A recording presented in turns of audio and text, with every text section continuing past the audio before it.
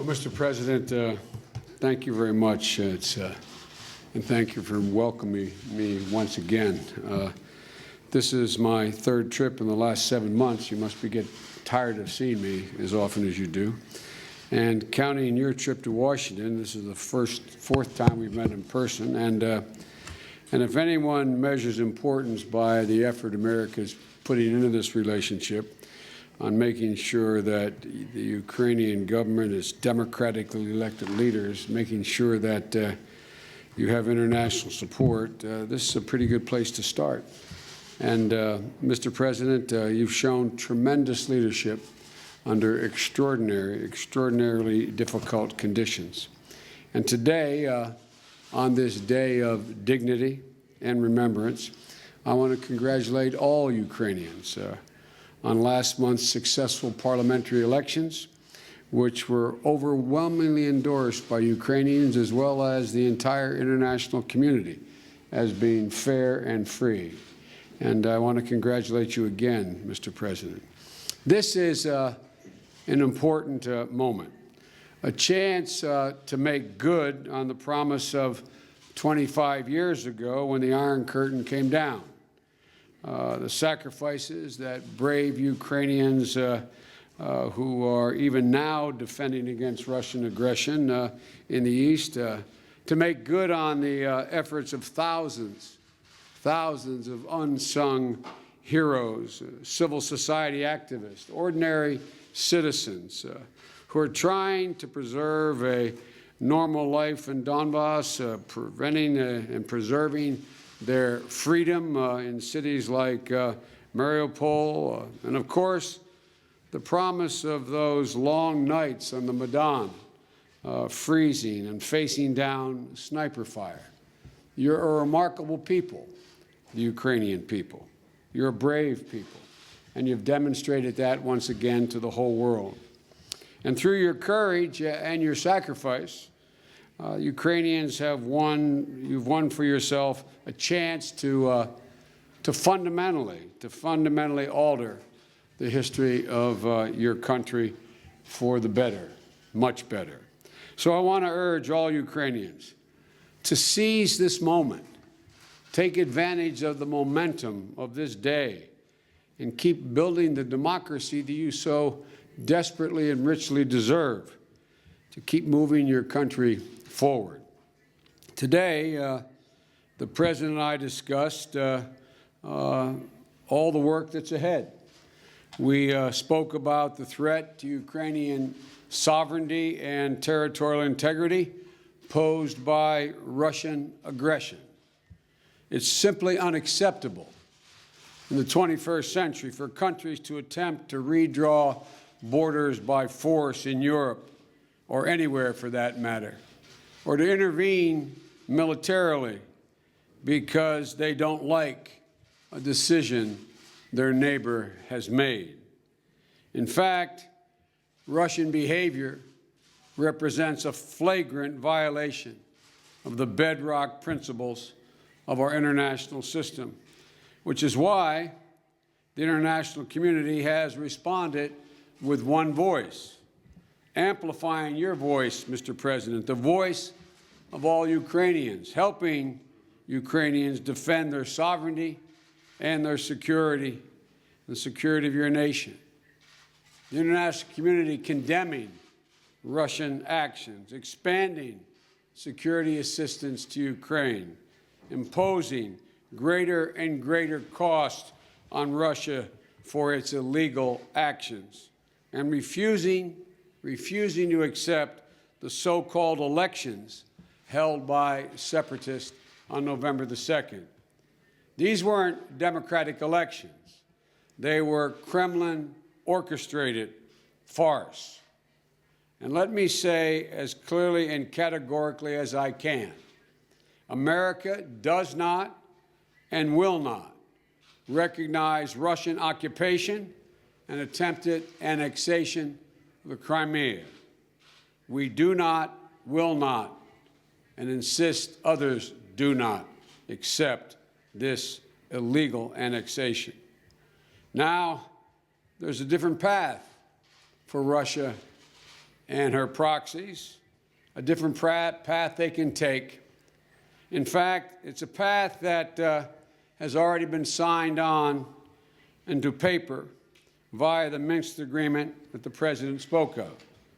A series of concrete commitments: adhere to the ceasefire, which they are not; restore Ukrainian control over its own borders with a permanent monitoring at the border; remove now illegal military formations, military equipment, and militants; and facilitate the release of all hostages.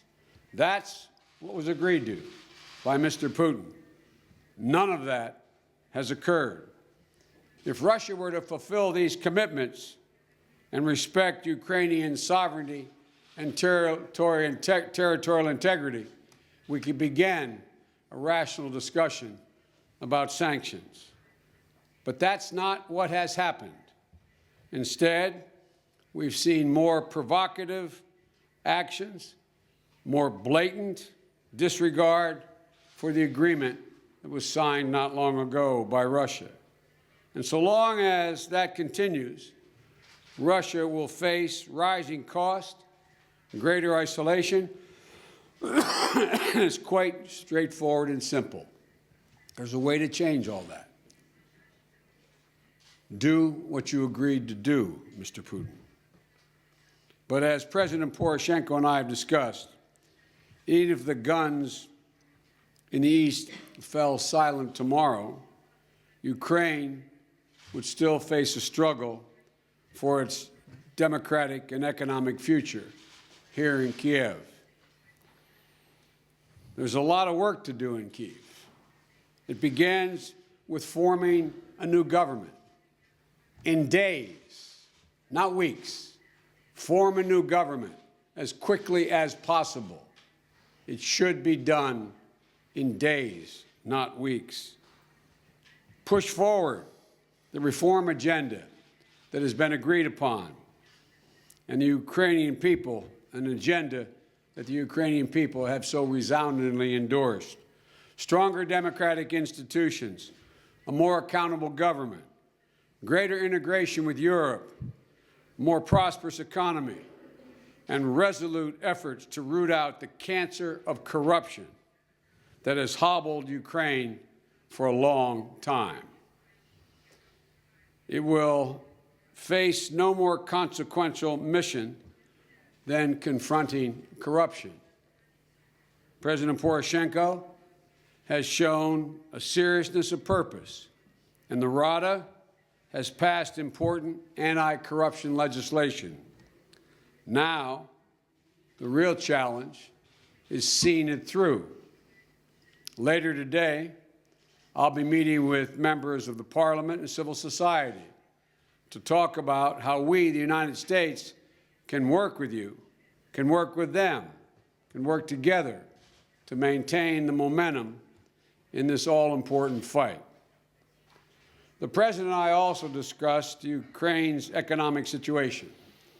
President Poroshenko and Prime Minister Yatsenyuk have worked very hard to develop a reform program with the IMF.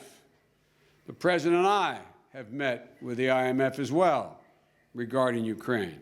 Let me assure you, as Ukraine continues on this course, international partners will step up and help, starting with the United States. We're working closely with international institutions to make sure Ukraine has the financial resources and support that it needs. And as we do, we're looking for opportunities to improve Ukraine's business climate and increase trade and investment. But it all depends on following through on the reforms which have begun. And finally, I want to make clear America's commitment to Ukraine is not just about business and governments. It's personal. It's grounded in the friendship between our people. And in the next few months, American Peace Corps volunteers will be returning to Ukraine to continue the work they have done for more than 20 years. Building a democracy is difficult. Building a democracy takes patience.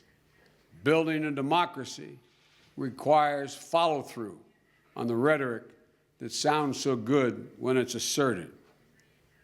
Hard work, ironclad determination, these are what is needed. And even then, there is no absolute guarantee of success. It's hard work. What I can guarantee is that so long as, Mr. President, you and your colleagues keep faith with your commitment to build a more democratic and prosperous life, you will never be alone. The United States will be at your side, your partner, and your friend. So, Mr. President, may God bless you and your colleagues and the people of Ukraine on this important day of dignity. And may God bless the United States of America in being able to continue to help you in your efforts. Thank you, Mr. President. Thank you, Mr. Biden.